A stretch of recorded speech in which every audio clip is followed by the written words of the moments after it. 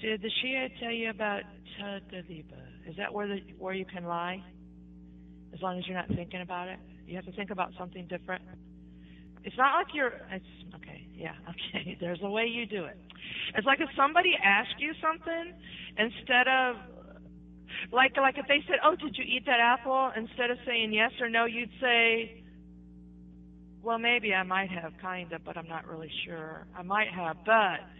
So you didn't directly lie, but be thinking about something else, okay? Which is something I didn't agree with. And I didn't agree with temporary marriage. Temporary marriage was something that I always had a big problem with. And they told me, well, it was just because I was not raised in a culture that there was such a thing, and that I had to just get used to it, you know, and that it was from Islam and this and that. And I was like, I can't, and this is just really bothering me inside. I just can't believe that Allah would say this is okay when there's so many diseases out in the world and things that, you know, I just can't believe it. So, and then I had a problem with the occultation. They said that Imam Mehdi's in hiding, that he's been in hiding now for eternity, like he's been there like 1,200 years or something now. And I said, and the whole purpose of that was that, they stole me.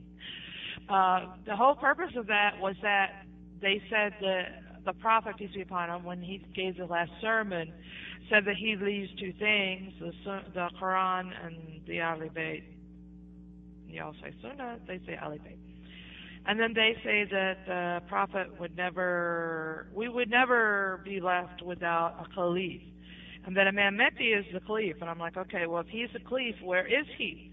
And then they were like, well, you know, he's in hiding, and he can only come out when the time is right. And I said, well, what good does that do us? Can anybody go talk to him? Can anybody, yeah. Y'all want a break? Somebody said break. I'm taking a break. Am I talking too fast? I told you it's a long story. I've been Muslim a long time. You would not believe the things I could tell you. SubhanAllah. About my life as a Muslim. Yeah, okay. So, I said, well, you know, if he's the Caliph, can we call him? Can we go see him? Can we get a message from him? Can we get a fatwa? Can we get something? And they said no, but a lot of people have dreams about him, and he comes to them in their dreams. And I was like, oh, God, please. I mean, if he's supposed to be our Caliph, why can't anybody talk to him?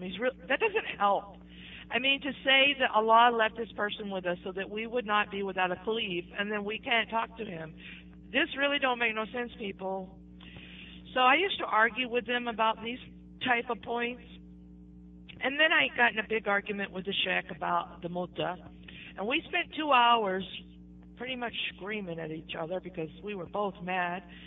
And finally, at the end of our speech, he's saying it was okay. I was saying no, it wasn't. Finally, at the end of our speech, he looked at me and said, well, Lemon, of course he didn't call me Lemon, he called me by my name, but he said, well, Lemon, what kind of woman would do Muta'h anyway? And I said, well, according to you, a good sister. And he just looked at me and smiled and hung his head. He could not say another word, and he started laughing. He started laughing. I started laughing. And he never said another word to me about it, subhanAllah. So then when I had the big problem with, and I also had a big problem with the imam thing, okay? The part that they were sinless, okay, whatever. Maybe they were, maybe they weren't. I didn't know. I didn't care. Whatever. If you say they are, okay, I believe you, right? So, but the thing was they do weird stuff. Like I went to this one masjid. Oh my God, I was so scared. I go to this masjid, right? And there's this curtain on the wall. And I'm like, what is the curtain? What's behind the curtain, you know? When you open the curtain, inside of it looked like a shrine. There was like the tomb of the Imam Rizq. He's very popular with them. It was a little tomb of him. It was these long pillars, and at the top of each pillar had a brass hand that said Fatima Hassan Hussein Muhammad. Okay, two of them on each. There's one on each side. You got the shrine in the middle. You got candles burning. You had incense going, and to top it off, there was little pieces of green material that you would go and you'd make a nither and you'd put money in the little box, because of course there's a little box. You put money in the little box, then you take the little green piece of string, and then you tied it on this little tiny shrine. I swear to God, I was freaked out. I was like, is this Hinduism or what, man? I was like so scared, right? So I'm like, oh my God, where am I at, right? So I tell the sister, my God, I don't think I can stay in this place. It's kind of creepy, you know? She's like, no, come on upstairs. The sisters are upstairs. Because I was downstairs where the brother was, because I'm a very nosy person. And whenever I go to a masjid, I like to walk through the whole thing and see how they decorate it and how it's done, right? So she said, come upstairs. You know, the sisters are upstairs. I said, okay. So now I'm already scared, right? Because I just seen this shrine thing going on, and I know this is haram. I don't know much about Islam at this point, but I know that's haram, right? I'm like, oh my God. So I go upstairs, and when I get upstairs, the room is black. It's pitch dark. There's no lights on. They're burning candles and incense, and the women are chanting. I don't know what they were saying. Oh my God, it was so scary. I looked at them women. They were sitting in a circle, and I just got so scared. I ran out of there, and I ran outside, and I stood out. It was freezing outside. I stood outside because I couldn't get in the car because I didn't have the keys to the car because my girlfriend had the keys. I'm standing out there. She runs outside. She's like, come back in. I'm like, I'm not going back in that place. That's haram what they're doing. I will never go back in there. So this is just a few experiences at a Shi'i masjid. It's scary, people, I'm telling you, okay?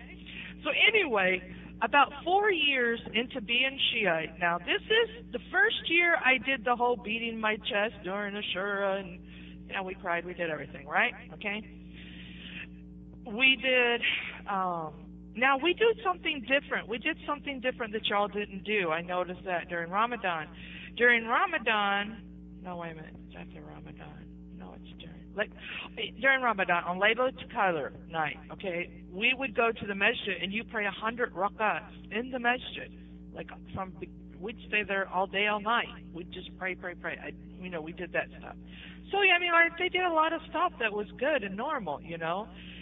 So, but then every year we would do a shura, right? So after like the 4th year I was Shi'i, somebody told me that Sunnis were not the ones who killed Hussein in Karbala. And I was like, what?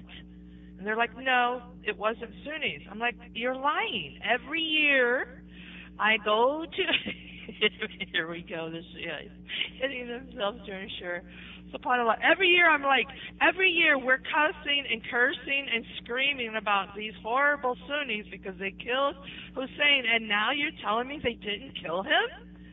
And they're like, well, no, they didn't. And I said, you're a liar. They're like, yeah, go to the sheikh and ask the sheikh, right? And I'm like, okay, fine. So I go to the sheikh and I sit down with the sheikh and I say, is it true that the Sunnis did not kill Hussein? And the sheikh's like, no, they didn't. And I'm like, what? You've been having me crying and carrying on for 4 years over these people, and now you tell me they didn't do anything? He said, well, it was Yazid, and Yazid paid some people, but some people went out of, because they just wanted to, but he was the one behind it, and he was Sunni, so it's his fault.